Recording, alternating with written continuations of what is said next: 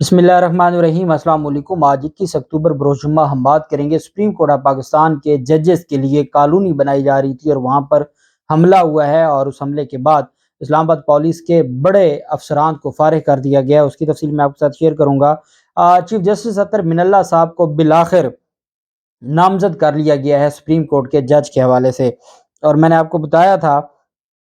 कि जैसे ही कल आसिफ जरदारी का जो मामला था और आसिफ जरदारी को जिस तरीके से इस्लामाबाद हाई कोर्ट से रिलीफ मिला, तो मैं ये उम्मीद कर रहा था कि क्योंकि बड़े आइनी और कानूनी फैसले दिए जा रहे हैं इस वजह से, और जो हुकूमती टीम है उसकी जो बारगेनिंग है उसमें भी बड़ी चीज़ें थी। बहरहाल वही हुआ। इमरान खान की जानिब से मज़ीद ऑडियो लीक्स रोकने के हवाले से सुप्रीम कोर्ट ऑफ पाकिस्तान में कल एक दरख्वास्त दायर की गई थी। बहुत अहम दरख्वास्त थी, जिसकी तफसील आपके साथ शेयर नहीं कर सका था, तो वो इंशाल्लाह पहले उसी पे बात कर लेते हैं। इमरान खान ने यह दरख्वास्त दायर की है और ये दरख्वास्त इस वजह से बहुत अहम है कि हमारी जो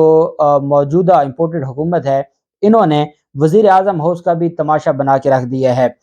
हैकर्स ने मौजूदा हुकूमत और हुकूमती वज़रा को और इनकी जो ऑडियो लीक्स हैं वो हैक की, और उसके बाद आप जानते हैं अरबों रुपए का भी इनकी तरफ से वादा किया गया और कहा गया कि अरबों रुपए देंगे और वो ऑडियोज़ लीक ना की जाएँ। जब तमाशा हो गया और उस तमाशे के बाद पूरी कौम के सामने इम्पोर्टेड हुकूमती इत्तेहाद नंगा हो गया, तो फिर इन्होंने इमरान खान और इमरान खान के दौर में जो ऑडियोज़ थी वो खुद लीक करना शुरू कर दी। अब चूँकि वो तो इदारों के पास होती हैं, या जो इंतज़ामिया है या जो वज़ीर आज़म हाउस का सिक्योरिटी संभालते हैं उनके पास होती हैं, इनकी ऑडियोज़ हैकर्स ने हैक की और लीक की, और जो मुस्लिम लीग नून है उसने फिर बदले में इमरान खान की ऑडियोज़ लीक करना शुरू कर दी। और हैकर्स की तो समझ आती है कि वो तो हैं ही गैर कानूनी लोग और वो गैर कानूनी काम कर रहे हैं, लेकिन यहाँ पर कभी किसी साफ़ी के ज़रिए कोई ऑडियो लीक की जाती थी और कोई उनसे पूछने वाला नहीं है कि जब इमरान खान के दौर में तो हैकर्स का ये मामला नहीं था, तो उस वक्त की जो ऑडियोज़ हैं वो कैसे लीक हो रही हैं, और फिर खुद ऑडियोज़ लीक करवाई और फिर साइफर मामले पर इन्होंने तहकीकात शुरू कर दी उस ऑडियो पर। और जो आज़म खान है, साबिक प्रिंसिपल सेक्रेटरी थे इमरान खान के, उनको तलब भी कर लिया। इस पर सुप्रीम कोर्ट ऑफ पाकिस्तान में दरख्वास्त दायर की गई इमरान खान की जानिब से,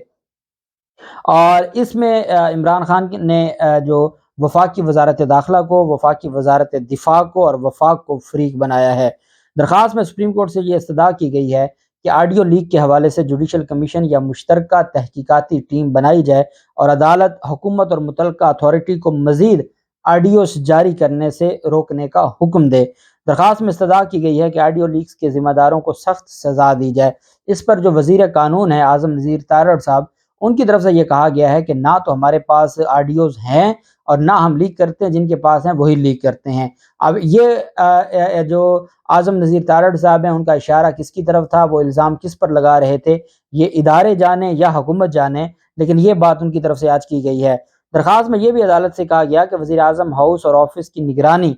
डाटा रिकॉर्डिंग और ऑडियो लीक्स को गैर कानूनी करार दिया जाए, और साथ ये भी कहा कि जो पाकिस्तान तहरीक इंसाफ के दौर में जिस तरीके से ये सारा कुछ महफूज रहा, अब इम्पोर्टेड हुकूमत नाकाम हो गई है इसको महफूज करने के हवाले से। और साथ ये भी कहा कि जो वज़ीर आज़म हाउस में जो काम शहबाज शरीफ और इन लोगों को करना चाहिए था, इनकी तो नालायकी थी। इमरान खान कह रहे हैं कि वज़ीर आज़म हाउस में जो ऑडियोज़ रिकॉर्डिंग का मामला है, डाटा रिकॉर्डिंग का मामला है, वज़ीर आज़म और ऑफिस की जो निगरानी है और ऑडियो लीक्स हैं, इनको गैर कानूनी करार दिया जाए कि जिन इदारों की तरफ से या हुकाम की तरफ से वज़ीर आज़म हाउस या ऑफिस की निगरानी की जाती है, रिकॉर्डिंग की जाती है, डाटा की रिकॉर्डिंग की जाती है, उसको गैर कानूनी करार दिया जाए। ये कौन कह रहा है? साबिक वज़ीर आज़म। जो मौजूदा वज़ीर आज़म है उनकी तरफ से कोई एक्शन नहीं लिया गया। सबसे ज़्यादा जो ऑडियोज़ हैं वो मौजूदा वज़ीर आज़म की और उनके प्रिंसिपल सेक्रेटरी के सामने आई हैं या मरियम नवाज़ की सामने आई हैं, लेकिन चूँकि इनके यहाँ ना कोई अखलाकियात है, ना इनको कोई फ़र्क पड़ता है,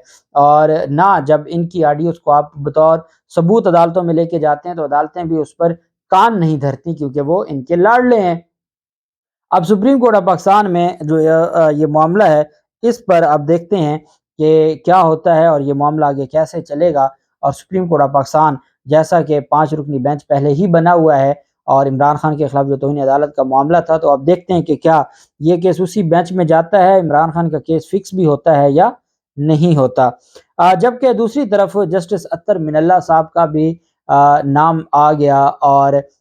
उमर अता बंदयाल साहब ने पहले وہ نام نہیں لے رہے تھے، اور جو چیف جسٹس تھے اطہر من اللہ صاحب، ان کا نام اور ان کی نامزدگی نہیں کی گئی تھی، چونکہ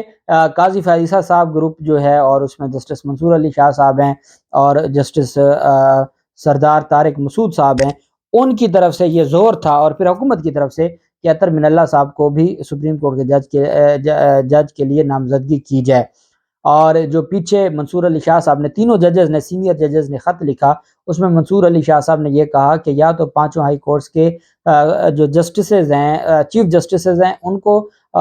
جو سپریم کورٹ میں لایا جائے، یا جو سیکنڈ نمبر پر جو سینئر ججز ہیں ان کو لایا جائے۔ لیکن اطہر من اللہ صاحب کی حد تک، اور میں یہ سمجھتا ہوں کہ کیونکہ وفاقی حکومت کے نمائندوں نے بھی ملاقات کی تھی، اور کہیں نہ کہیں یہ جو سپریم جوڈیشل کونسل کے چیئرمین ہیں، جوڈیشل کمیشن آف پاکستان کے چیئرمین عمر عطا بندیال صاحب، اور اٹارنی جنرل صاحب، وزیر قانون صاحب، اور باقی جو ججز ہیں، کہیں نہ کہیں جو ممبران ہیں جو جوڈیشل کمیشن آف پاکستان کے، ان میں یہ بات طے پا گئی ہے کہ جس کے مطابق اطہر من اللہ صاحب کی حد تک ان کا نام شامل کیا گیا ہے۔ لاہور ہائی کورٹ سے دوبارہ جسٹس شاہد وحید صاحب کا نام شامل کیا گیا ہے، جبکہ سندھ ہائی کورٹ سے جسٹس سید حسن اظہر رضوی صاحب، سید حسن اظہر رضوی صاحب یہ بھی چوتھے نمبر سے ہیں سندھ ہائی کورٹ سے، اور شاہد وحید صاحب بھی چوتھے نمبر پر ہیں لاہور ہائی کورٹ سے، اور اس کے علاوہ سندھ ہائی کورٹ سے ایک اور آنریبل جج صاحب ہیں، ان کو بھی اس میں شامل کیا گیا ہے، جسٹس شفیع صدیقی، یہ چھٹے نمبر پر ہیں سندھ ہائی کورٹ میں، ان کو بھی سپریم کورٹ کا جج بنانے کے حوالے سے غور ہوگا۔ سوموار کے دن یہ طلب کیا گیا ہے، سوموار کے دن جو کمنگ سوموار ہے اس پر دیکھا جائے گا۔ اور اب دیکھنا یہ ہے کہ کیا کسی جج کی حد تک، اطہر من اللہ صاحب کی حد تک تو میرے خیال میں جو نامزدگی ہے وہ منظور کر لی جائے گی، اور چیف جسٹس اطہر من اللہ صاحب تو سپریم کورٹ کے جج، آپ سمجھیں کہ وہ جج اب ہو گئے، اور اب ان کا جو، اور ان کے بعد پھر جسٹس عامر فاروق صاحب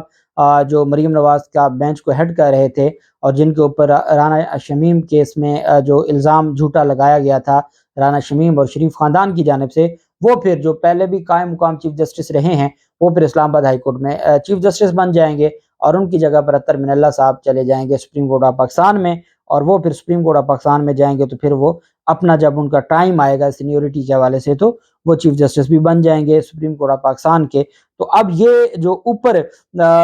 میں یہ سمجھتا ہوں کہ جو قاضی فیض صاحب ہیں، قاضی فیض صاحب نے اپنی ٹیم مضبوط کر لی ہے، اور منصور علی شاہ صاحب بھی جو آنریبل جج صاحب ہیں، جسٹس طارق مسعود صاحب ہیں، اور پھر اب جسٹس اطہر من اللہ صاحب کا اضافہ ہو گیا، پہلے جسٹس یحییٰ افریدی صاحب ہیں، جسٹس کا وہ مندو خیل صاحب ہیں،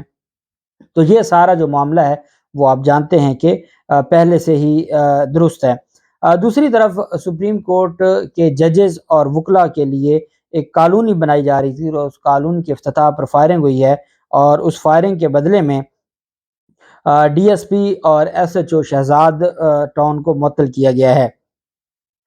یہ سپریم کورٹ کے ججز اور وکلاء کے لیے جو کالونی بنائی جا رہی تھی، جو سپریم کورٹ وکلاء و ججز کالونی، یہ اس کا افتتاح تھا، اور اس موقع پر آپ نے وہ ویڈیو دیکھی ہوگی، وہ ویڈیو وائرل بھی ہوئی ہے کہ کس طریقے سے اسلام آباد میں اتنے اہم ایونٹ پر جب سپریم کورٹ ججز و وکلاء کالونی کا افتتاح ہو رہا ہے، اس پر ہوائی فائرنگ کی جاتی ہے، کافی دیر ہوائی فائرنگ ہوتی ہے، اور اس کے بعد پھر اسلام آباد پولیس ہی اس بندے کو گاڑی میں بٹھا کے بھگا رہی ہوتی ہے کہ آپ یہاں سے چلے جائیں، اور پھر یہ معاملہ سوشل میڈیا پر آ جاتا ہے، اور خوف یہ تھا کہ کہیں یہ معاملہ سپریم کورٹ آف پاکستان میں نہ چلا جائے، اور جو بڑے قابل آئی جی ہیں شہباز شریف کے، آئی جی اسلام آباد اکبر ناصر، انہوں نے پھر اس معاملے پر نوٹس لیا، اور ڈی ایس پی اور S H O Shahzad Town کو معطل کر دیا ہے۔ اسلام آباد پولیس کے مطابق آئی جی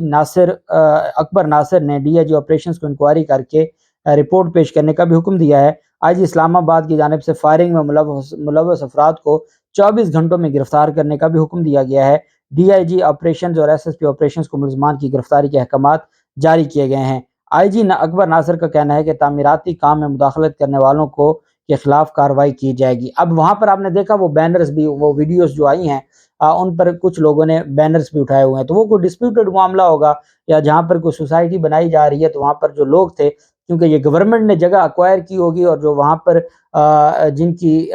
جو مالک تھے ان کو اگر وہاں سے راضی نہیں کیا گیا اور زبردستی اگر وہ جگہ خالی کروائی گئی ہے، تو یہ بھی ایک بہت بڑا معاملہ ہے کہ آپ ہائی کورٹ سپریم کورٹ کے ججز اور وکلا کالونی کے لیے اگر وہاں کی آبادیوں کو ناراض کرتے ہیں تو یہ ساری چیزیں بھی میرے خیال میں درست نہیں ہیں. لیکن جس طریقے سے ہوائی فائرنگ ہوتی ہے اور ایک خوفناک قسم کی فائرنگ ہوتی ہے اور وہ ایک پولیس والا آتا ہے اور وہ اس کو گاڑی میں دھکیلتا ہے اور وہ گاڑی پر چلا جاتا ہے، اب اس کے لیے یہ کہنا کہ 24 گھنٹوں میں گرفتار کرنا ہے، یہ تو اس جو میرے خیال میں اسلام آباد پولیس ہے اس کی اس سے بڑھ کے نالائکی اور نااہلی نہیں ہو سکتی. اور لیکن دیکھنا یہ ہے کہ کیا عدالتیں اس کے اوپر کوئی ایکشن لیتی ہیں یا نہیں لیتی، چونکہ جو آئی جی ہیں اسلام آباد کے اکبر ناصر، وہ لاڈلا ہے شہباز شریف کا، اور شہباز شریف لاڈلا ہے اپنے بڑوں کا. اس وجہ سے دیکھنا یہ ہے کہ اس کے اوپر کوئی کارروائی ہوتی ہے نہیں ہوتی، قانون اپنا راستہ بناتا ہے یا نہیں بناتا. جو بھی تفصیلات ہوں گی آپ کے ساتھ شیئر کرتے رہیں گے. اللہ پاک پاکستان کا حامی و ناصر ہو. بہت شکریہ. اللہ حافظ. پاکستان زندہ باد.